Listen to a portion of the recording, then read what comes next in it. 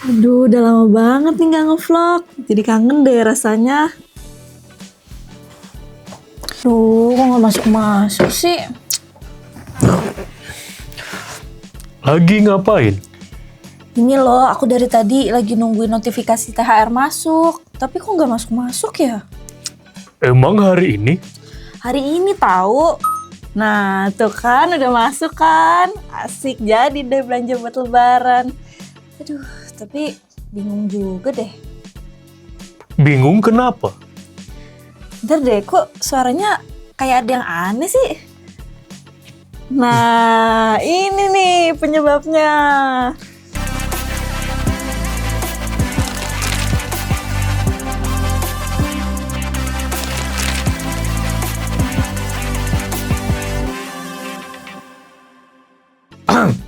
Cek.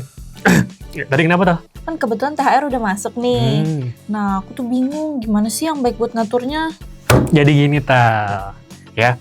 Pertama-tama yang penting, Talita harus tahu pos-pos pengeluarannya. Jadi jelas nih gambarannya THR Talita akan ngalir kemana aja. Ini pun juga penting nanti untuk terhindar dari namanya impulsive buying. Kan biasanya kalau musim lebaran gini banyak promo-promo gitu ya. Akhirnya kita kayak gatel gitu ya mau belanja A, B, C. Nah itu impulsive buying namanya. Oh gitu ya mas. Iya. Bener banget deh impulsif buying. Apalagi deket-deket lebaran kan. Betul. Aku tuh jadi pengen beli baju baru. Terus HP baru. Ayo apalagi. Jadi susah deh. Terus apalagi tipsnya mas? Oke, berikutnya saran dari aku nih, kita better buat alokasi perencanaannya.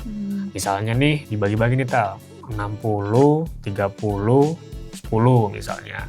60% untuk kebutuhan lebaran, 30% untuk investasi, dan 10% untuk zakat dan sedekah. Misalnya ya, nggak boleh lupa juga lah, kita juga harus menyisihkan sebagian harta kita ya untuk ke orang yang membutuhkan, apalagi kan lagi di bulan Ramadan nih. Nah, dengan dibuat rasio seperti ini, harapannya nanti pertama kita clear, kita tahu budget kita jelas, dan uang tuh nggak boncos gitu aja gitu loh. Oh iya. Nah, ada satu lagi Tal, jadi Apa tuh, gini. Mas? Kalau emang Talita mungkin punya utang atau kewajiban yang mesti dilunasi, nggak apa-apa, itu bisa dilunasi dulu untuk meringankan ke depannya juga kan. Dan kalau bisa, jangan ambil utang lagi pakai uang THR, ya, apalagi yang sifatnya terlalu konsumtif, gitu ya, itu bisa dihindari. Oh, paham. Nah, tapi Mas, yang bagus tuh kalau dapat THR gini, bagusnya diinvestasikan buat kemana sih Mas? Oh, soal investasi. Sebenarnya banyak instrumen ya, tapi Talita salah satunya bisa menginvestasikan ke pasar modal. Kan di pasar modal juga banyak produk-produk investasinya. Yang lagi ngetren belakangan sih ya kalau nggak saham sih reksadana. Nah, itu bisa dicoba tuh Tal. Wah, boleh juga tuh Mas. Saham sama reksadana ya. Nah, kalau saham tuh gimana Mas? Oke, jadi begini Tal. Saham itu adalah bukti kepemilikan dari sebuah perusahaan. Jadi nanti dana yang kita investasikan, dana dingin ya tentunya ya, kita percayakan kepada perusahaan yang jelas harus prospektif. Jadi kita harus analisa dulu nih perusahaannya ya. Dan dana tersebut nanti biasanya akan digunakan oleh perusahaan untuk melakukan ekspansi atau pengembangan usaha. Dan harapannya ketika kita sudah menginvestasikan, kita sudah mempercayakan dana kita, nanti dana tersebut bisa menghasilkan return atau imbal hasil ya dari keuntungan perusahaan. Atau istilahnya sih bisa disebut sebagai dividen Tal. Itu bisa jadi passive income juga tuh. Oh gitu. Iya. Nah, tadi kan saham udah. Sekarang reksadana gimana tuh Mas? Oke. Untuk reksadana, ini seringkali jadi pilihan para pemula. Kenapa? Karena simpel banget, Tal.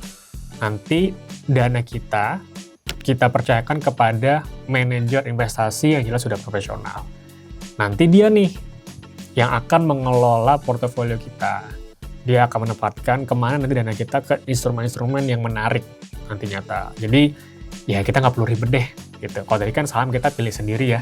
Nah kadang-kadang kelemahannya kalau di saham itu buat para pemula bingung nih milih saham yang mana gitu kan. Nah manajer investasi ini akan membantu kita untuk memilih instrumen terbaik nantinya. Dan reksadana itu sebetulnya ada berbagai macam Tal. Ada reksadana pasar uang, ada pendapatan tetap, ada reksadana campuran, ada juga reksadana saham. Keempat-empatnya ini memiliki tingkat berisiko yang berbeda-beda. Jadi nanti bisa disesuaikan sama portfolio risiko usernya atau ya Talita di sini misalnya mau pilih yang mana. Ya, jadi saham reksadana semuanya sama-sama bagus, cuman ada sedikit perbedaan aja ya. Yang mana perbedaan juga nggak signifikan sih ya. Jadi ibaratnya tadi kalau reksadana sekali lagi, kalau diibaratin makanan nih, kayak gado-gado tau. Gimana tuh Mas? Dimana isinya itu ada banyak instrumen, nanti dikelola sama chef-nya. Nah ini manajer investasi sebagai chef-nya gitu, yang racik. Oh. Gitu. Dan itu simpel banget pastinya. Oh iya, satu lagi produk pasar modal, tadi saham reksadana, sekarang tuh juga sudah ada yang berbasis syariah. Jadi sudah dipastikan keseluruhan tuh sesuai dengan prinsip syariah deh. Jadi misalnya Talita punya preferensi ingin ke produk syariah, ya nggak usah khawatir. Udah ada kok di pasar modal.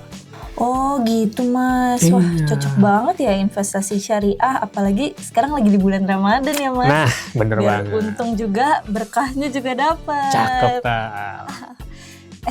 Tapi Kenapa tuh? ngomong-ngomong, suara Mas Andri kayaknya lucuan yang tadi deh. Yang mana? Ini nih, yang ini nih, coba deh. Kamu mudik. Mudik dong, masa nggak mudik sih? Domisili mana? Jakarta. Wah, jauh. Aku Jaktim, Jakarta Timur. Aduh, lucu banget. Udah mendingan kita closing sekarang juga. Diajak bukber sambil reuni. Cakep. Pulangnya beli bakpia. Cakep. Oke guys, sekian dulu vlog kali ini. Sampai jumpa di vlog Berani Berinvestasi selanjutnya bersama CJS International Sekuritas Indonesia. Dadah!